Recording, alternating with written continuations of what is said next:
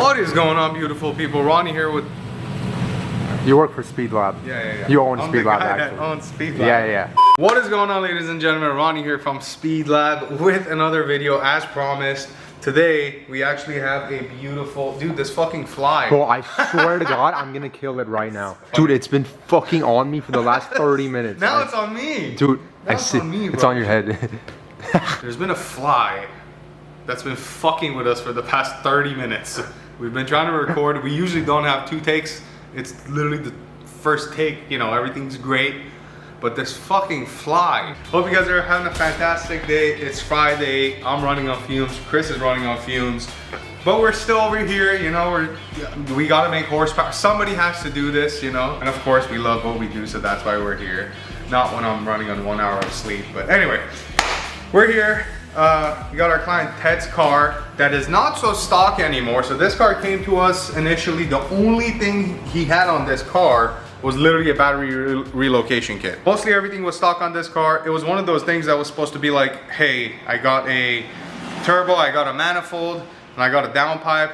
I just want you to install a boost controller, wastegate, tune it dual map, and throw some ID 1050s in there, injector dynamics, that's all we use. And it kind of scope creeped literally in 5 days.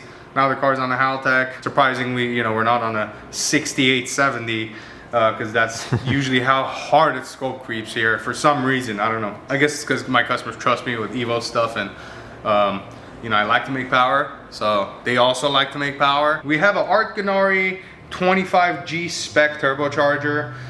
We have a Sheepy Race tubular exhaust manifold over here. That fly is on your camera again, but we're not gonna let that. We might destroy this camera because of this fly. Towel blow-off valve, no more stock blow-off valve. So one important thing with the 8s and 9s, especially the 8s, because it's a plastic unit. If you have an 8, upgrade to the 9 if you're gonna run anything over like 25 pounds of boost, because they do leak. And another thing you can do, you know, poor man's high boost blow-off valve, OEM blow-off valve, you can basically put in a vise and crush the top of it.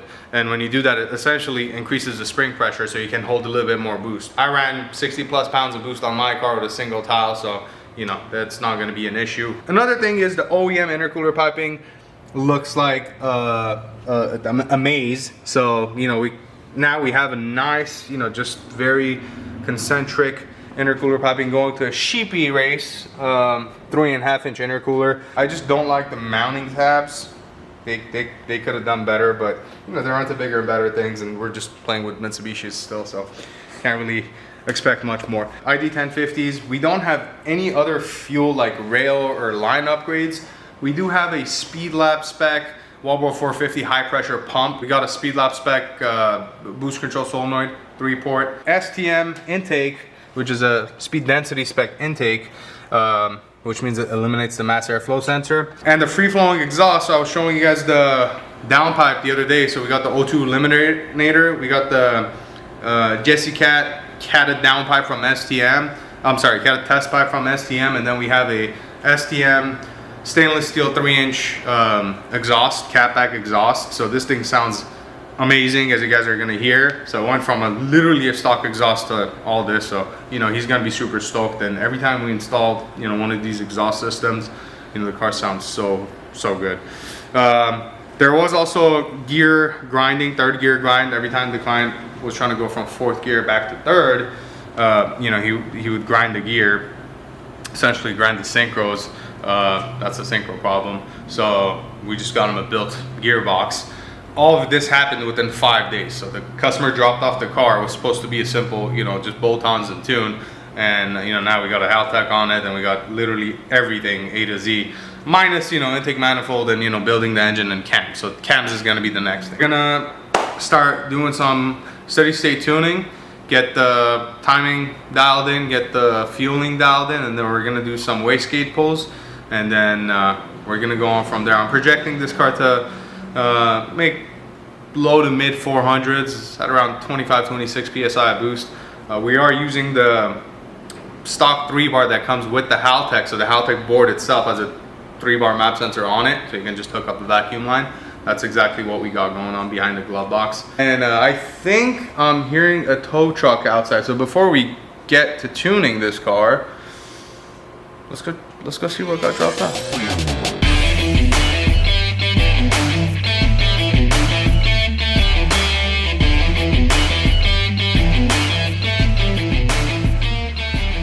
So, brother, what am I looking at here? My man, so this car last week did not look like this. We shipped it off and now it's back. That's how we do it at the lab over here. We don't like to have cars sitting. We got the F3 frame 7175 and we made it fit.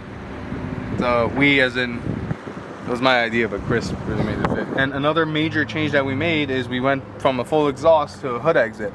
So back pressure, no more. We do have a T4 flange, but it is an undivided T4 flange, and it's a 0.96 AR. So this thing is gonna, these HPTs spool pretty fast, but it's still a big turbo. So I'm very curious to see with the SPL 1024, you know, where we're gonna get peak boost and you know how far we can rev it out. For some reason I really like to rev these engines out, even though I'm not supposed to because they're stroker motors. But you know, I guess it's one of those things, you know, they tell you not to play with fire and you know, burn yourself as a kid. You know, same thing. Like, I think he needs a 50 shot. I agree with you, but I don't know if he would agree with you at this point. This is the first Evo 10 that has a full race manifold and an HPT turbo on it, because we literally had to make a spacer to like make everything work. And yeah, no, I mean, there are Evo 10s with 5-inch intercoolers, but the first Evo 10 with an HPT 7175. So we'll see what this thing makes. We'll make around 1100 full tilt, no problem, but it's a steel rod motor. Even though the lights are super rod, we're using the Corilla Pro H-beams in our SPL 1000 packages. You know, with those cylinder pressures, it still displaces the oil, as opposed to an aluminum rod that acts like a shock absorber. So we'll probably, you know, leave it at touch over 1,000. So 4-digit power. Not bad for when you pick up your car from being stock to, you know, 1,000 horsepower. We completely skipped all the phases. He went straight from stock to 1,000. Went straight to fucking savage mode. So sounds like me a little bit. yeah, you did the same thing. You had an exhaust and you're like, oh, okay, it's time to, you know, make 800 horsepower. So yeah, his is a little bit wilder than your old Evo, but yeah. So with that being said, we're gonna get to tuning and make some noise and some horsepower. So they go hand in hand. Yep.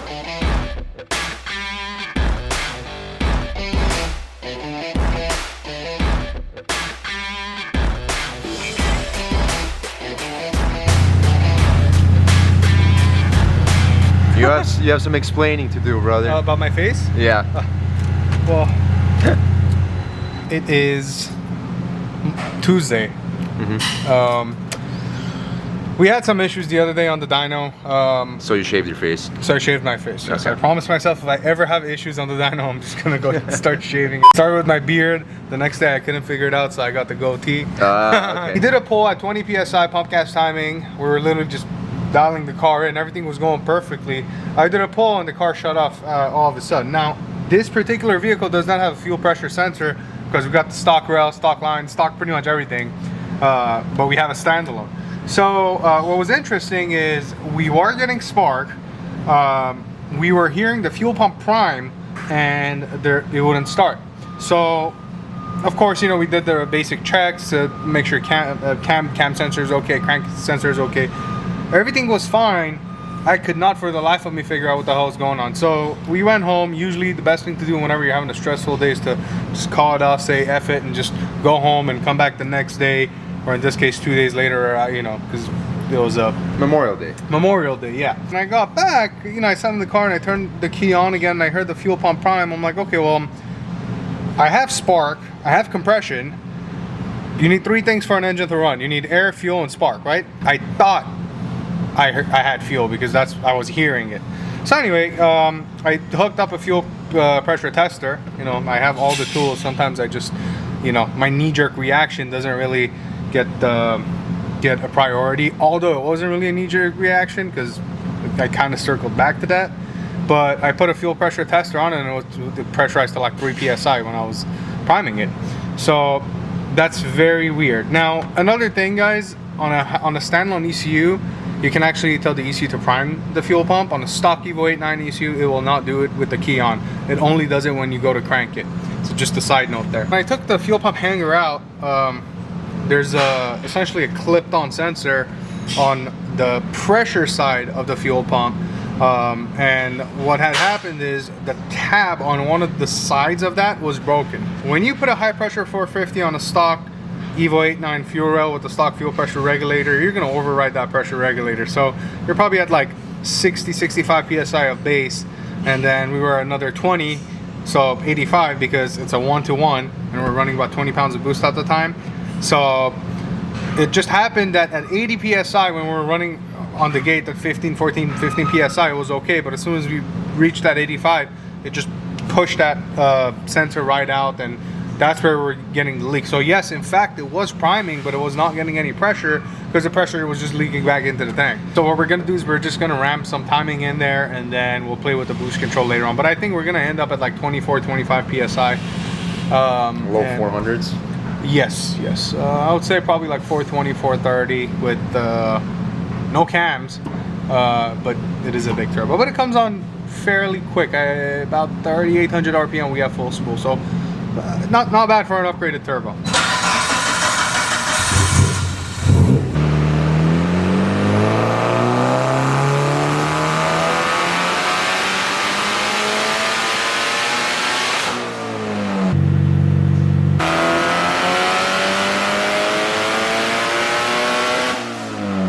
Let me explain something to you. The one thing to notice, our intake air temps are really good.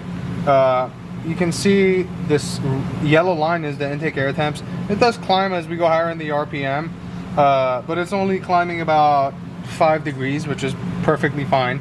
We do have a 3.5-inch intercooler on this, and we have like stock size-ish turbo. From the last pull to this pull, the only difference was I added some timing, so now we're at 11 degrees of timing by red line. What that did is that it actually dropped the boost from 23.5 to 21.8.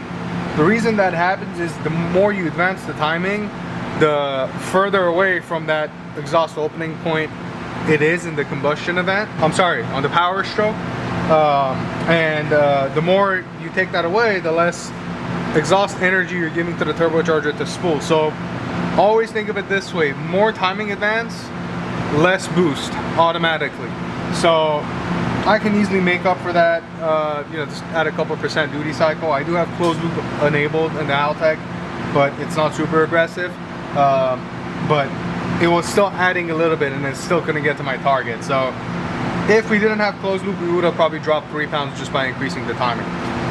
So with that being said, like I said, I want to be around 24-25 psi, and we're probably gonna end up close to 18-19 degrees of timing at that boost level by red line. When you run into a situation that we might run into, we're at 87% injector. I usually like to stop at around 92%, so I can lean it out to, say, instead of 11.3 AFR, I can lean it out to about 11.8, 12, and that'll drop my duty cycle, and then I can add a little bit of boost to get close to that 90-92% and not surpass that. So that's, you know, it's all a game of numbers when it comes to the calibration side of things. You kind of have to know what's safe and what's not. Same thing with, you know, running ignition timing. I'm throwing numbers out there, but you know, these numbers are based on years of me sitting on inside these cars and, you know, tuning on my dyno and figuring out what you typically can get away with. This is an 8.8 to 1 motor from the factory, so you know, pretty damn low compression.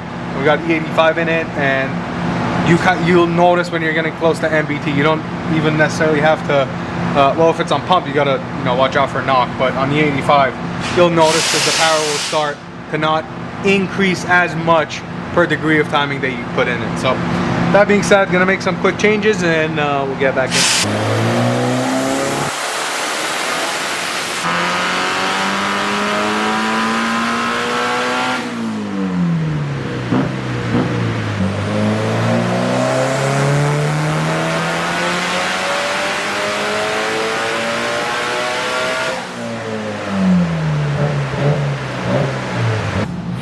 410 horsepower, huh?